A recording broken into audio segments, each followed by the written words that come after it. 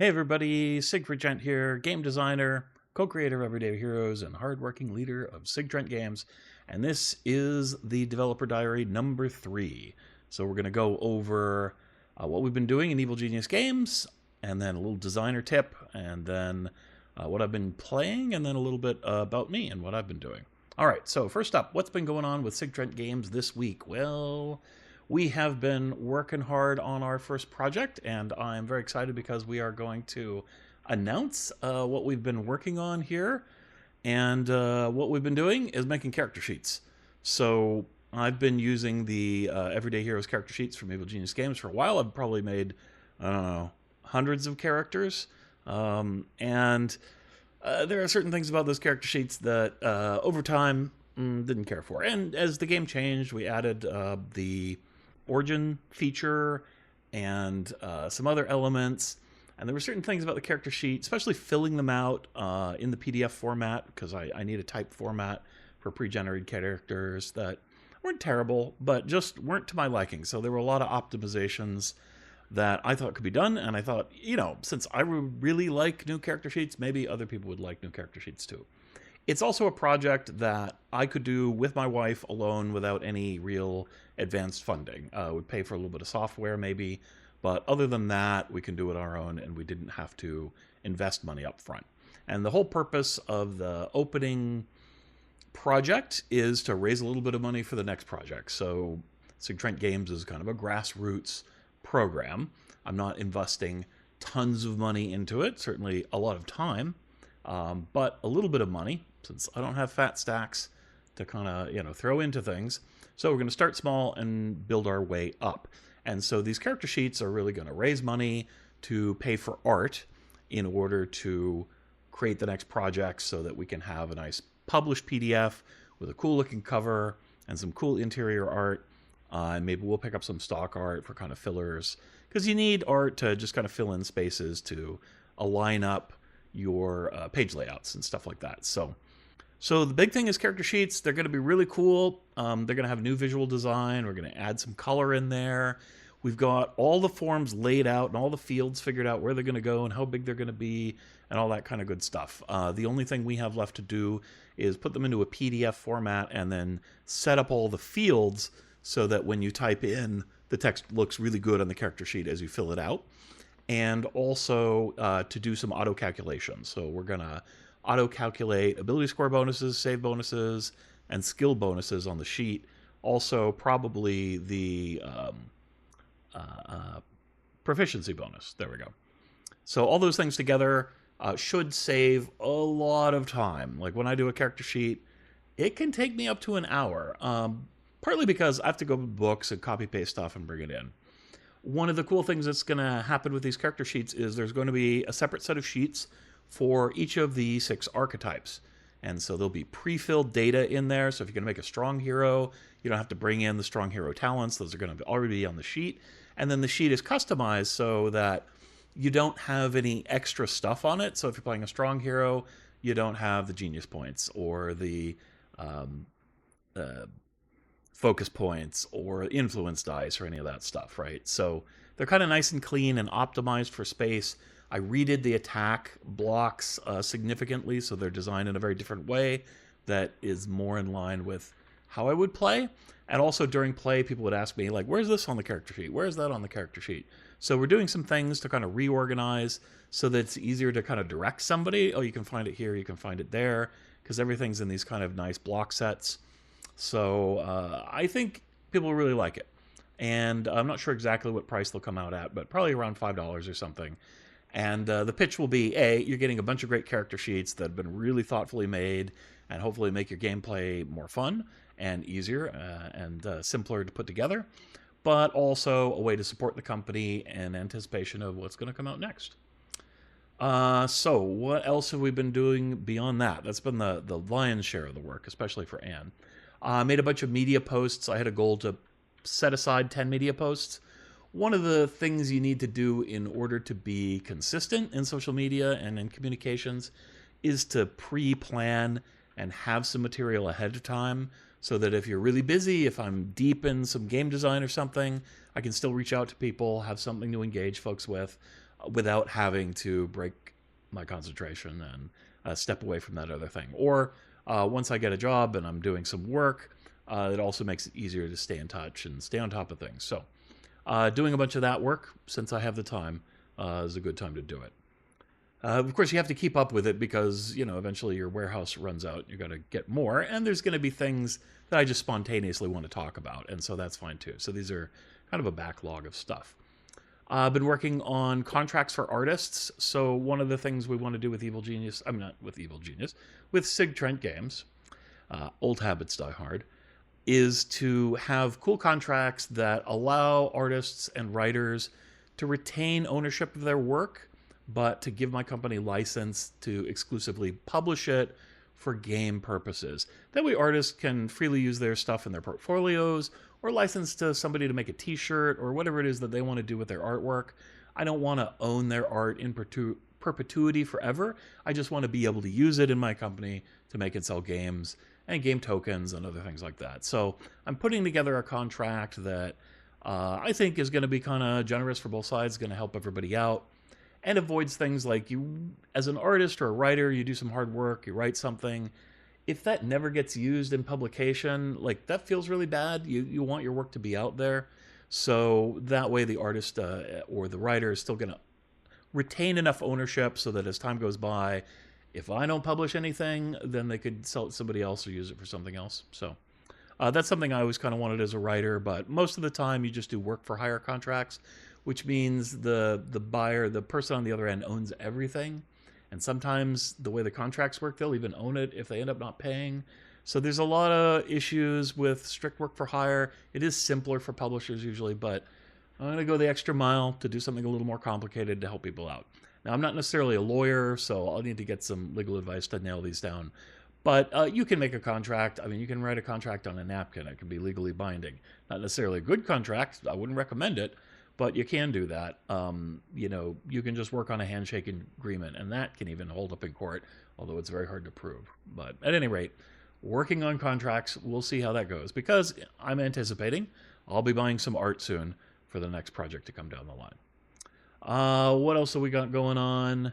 I'm working on the website. I made a list of all the things that I want to do on the current Sig Trent Plays Games website to kind of transform it into Sig Trent Designs Games. Sig Trent also plays games still, and Sig Trent has his friends write for other people and all that kind of good stuff. So we're doing that in anticipation of getting the character sheets up there. If I get them on my own store, that means there's less overhead to pay. I will also put them up on DriveThruRPG, but DriveThru is going to take a third of the money, which is fine because they help advertise the product. They deserve that. But it's always nice to be able to have it on my own website so that I can get the full remuneration. We'll probably also put them up on Amazon as well when the time comes. We'll see. I have an old Amazon store from when I used to do strategy guides, so we'll probably use that. Let's see. So I did that. Weighing options for project number 2, talking to my wife, talking to the fans, trying to figure out what people want. I know that fans of Everyday Heroes are really interested in urban fantasy and doing fantasy work. I want to be careful if I do fantasy things not to step on the toes of Evil Genius Games and the Urban Arcana project. Goober is the lead on that project. I love Goober very much, a wonderful person. So I don't want to steal their thunder, and do something that is exactly competing. On the other hand, I really want to give you guys fun fantasy stuff that you can use in Everyday Heroes. So I'm thinking about ways I can do that. Since I was involved in the project, I kind of know what's in there. And so I have a good idea of what I can do that's supplementary, but is also going to give you something you can launch and play with right away. One of the ideas I'm thinking about is doing a straight fantasy piece that would just be 6 classes based on the archetypes, sort of following, classic D&D classes, fighter, thief, magic user, etc., cleric. And then doing my take on strict fantasy spells that would fit within that, making that kind of a medium-sized supplement, not a full game. It's going to use the Everyday Heroes base rules, but then it's going to have this stuff. And you can bring and modify that information to play urban fantasy if you want to, or you can play strict fantasy with a sort of Everyday Heroes style vibe to it. We'll see. That's one of the ideas. Another is to do a kind of Buffy the Vampire slash supernatural style monster hunting game. So an urban fantasy monster hunter, and be really specific about that because Urban Arcana is supposed to be, or sorry, Everyday Arcana is supposed to be a big toolbox game that gives you all the tools to make all the kinds of worlds.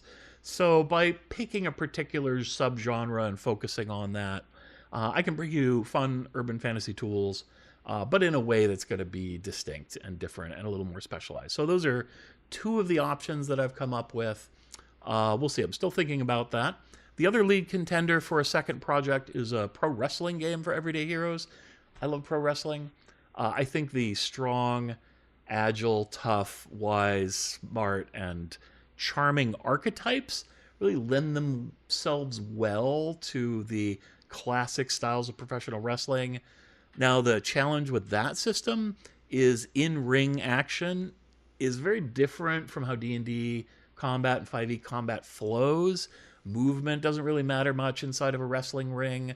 I mean, you could walk back and forth across the wrestling ring a time and a half with your regular movement, but why would you? And wrestlers, the way you match up, it's kind of like rock, scissors, paper, a little bit more than attack and damage. So I don't know. I have to think about that if I'm going to do that game. I may work on both of these kind of projects simultaneously to start off and just see which one I can get more traction and move faster on. I'm excited about both ideas, but I think the fantasy one is something that people are going to want a little bit more. However, talking to designer friends when running across some of my brainstorming, a lot of people really liked the wrestling idea and thought that would be a good seller. And it might bring new people into the hobby as well. There's a lot of great wrestling games already.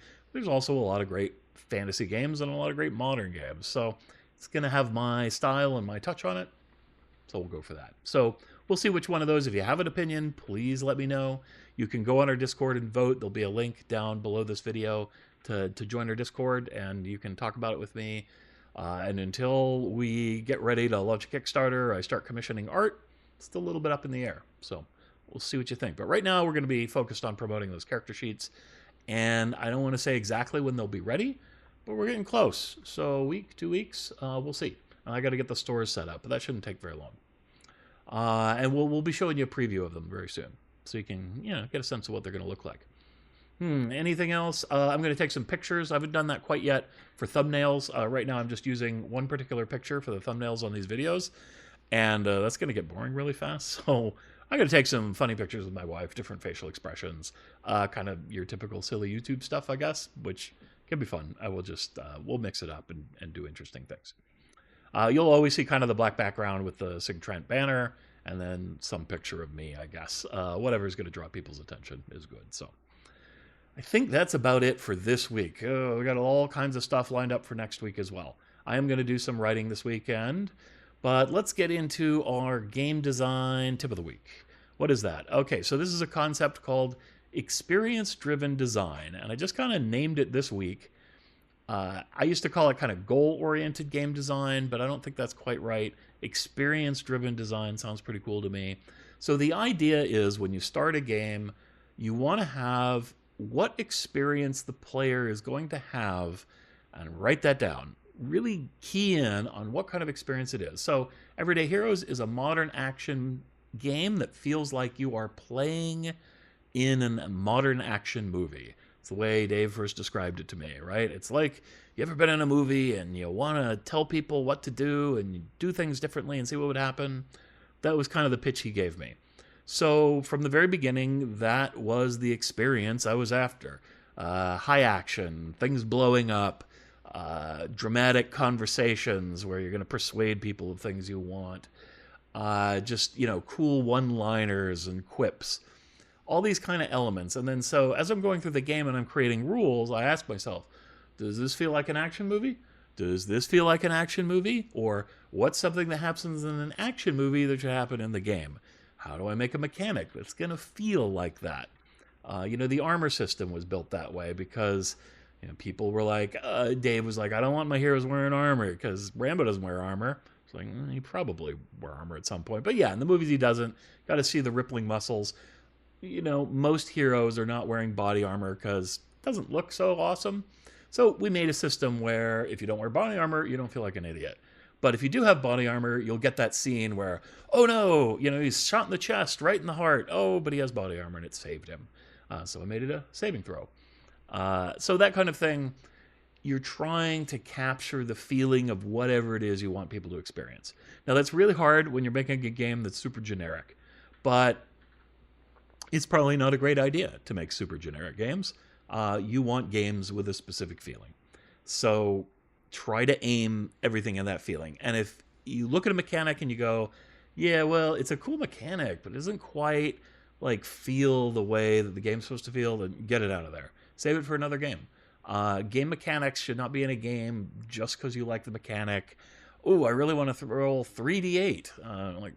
Great. But is that going to serve the feeling of the game and the experience that you're trying to have players experience? And if the answer is no, save the 3d8 for something else.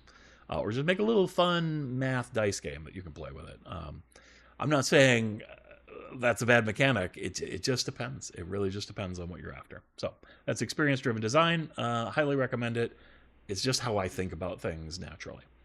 All right, next up, playing games. What have I been playing? Pretty similar to last week, I'm afraid.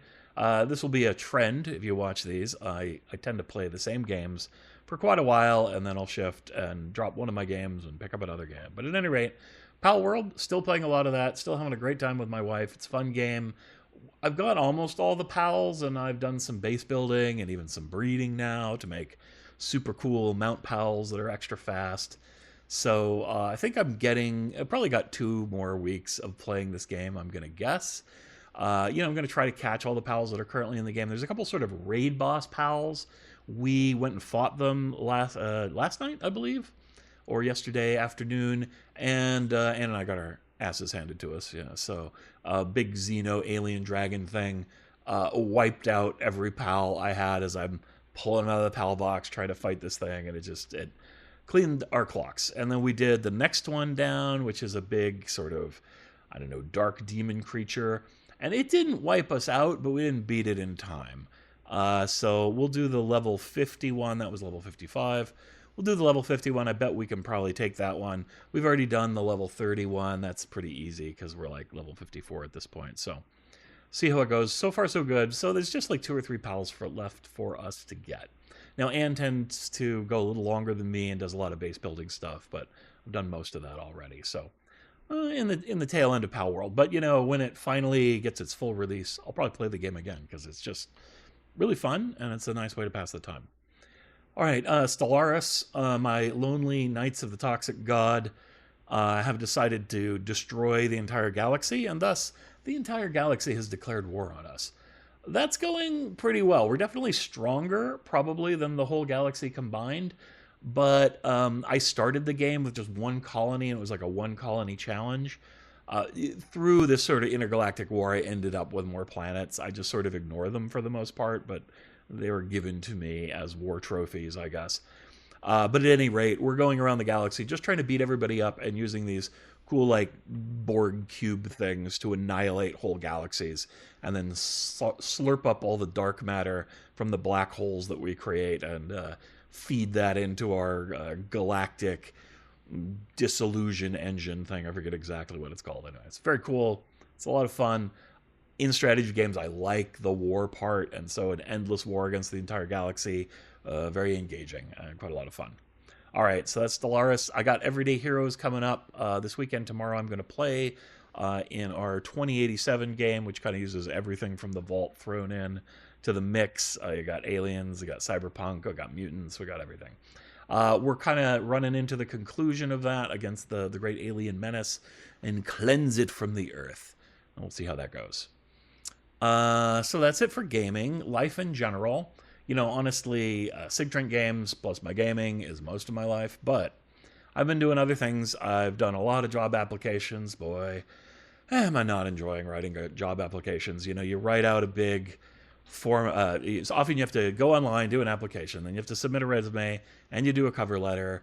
And ideally, you customize them for each job that you're applying for. I have a really weird work history where I've done just all kinds of different work. So I apply to a lot of different kinds of jobs, and so I got to kind of tailor each thing to it. Because if I'm applying to some sort of technology job and it says, "Oh, you're a lead game designer," and I'm like, "What's this got to do with anything?" But so it goes. And then most of those are just going to womp. You get a stamp no, and you get a thing. Thank you very much for applying. So it goes. So that's sort of disheartening, but it is the way it is. I did get an interview today, which was pretty cool. I interviewed with some park rangers, lovely ladies down at the local park, and to work in the state parks. And so I mentioned that last time, but the interview went really well, I thought. So I don't know. I'd enjoy that. Getting outdoors, serving people in the local community. This is kind of vacation town, so a lot of people come here to vacation and go out to the ocean and enjoy it. So I don't know. I'm very happy to help them have a good time. Make sure everything's clean for them. So that'd be a pretty cool job. So I'd like to get that one. It would be neat. And it would also leave me a good amount of time and sort of flexible time to work on the game company. What else? Eyeballing my bank account nervously. That's how it goes when you start a new business. It's not fun. But it is what it is.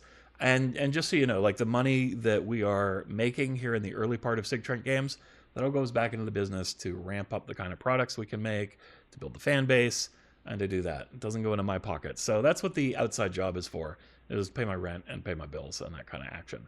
Now, hopefully someday we can get SigTrent Games up to where I can take a little bit of money out of the profits of the books, and then I can make a living, and then I can dedicate all my time to it, which would be fantastic. But that's going to take time. I got a haircut. You may have noticed if you watched the other videos, I had long hair. I kind of been growing it out for 9 months or so, quite a long time since convention season last year. Why? I don't know. I used to have long hair when I first met my wife, maybe 20 years ago. And I enjoyed it. I thought it looked kind of cool on me. So I wanted to see if I could do it again. I had leukemia a while ago, and that didn't take out all my hair, but it certainly thinned it out quite a bit. So I was just curious if my scalp had it in it. And yeah, it was pretty long. So, but it gets kind of tangly, and it looks a little limp and a little less exciting, I think. And so my wife was like, I think he'd look better on camera with short hair. So get the short hair. You can decide. Not a particularly vain person, but I do like to look good if I can. All right. I think that's everything. So thanks for tuning in once again. We'll see you next week.